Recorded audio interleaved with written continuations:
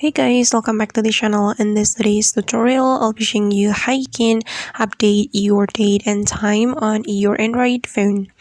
Alright guys, first of all, open your settings application on your Android phone. Then you're going to find the general management setting. You have to scroll down until you find it, and this is the general management setting, and we have to click on this setting.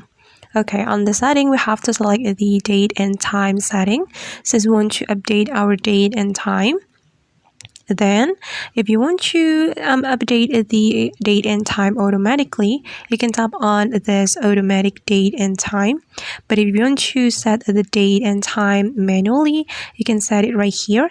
If you want to set the date, you can tap on the set date. Then you can select the date that you want to apply to your Android phone. Then you can click on done. And if you want to set the time, you can click on this set time option right here. Then you can set the time manually, then just click on done.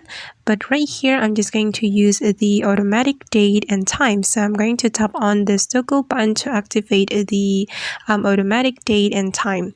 You can change the format as well. If you want to use the 24-hour format, you can activate this option. But if you want to use the 12-hour format, you can disable this option. And I'm just going to use the 24-hour format. Alright guys, and that's how we can update date and time on Android phone.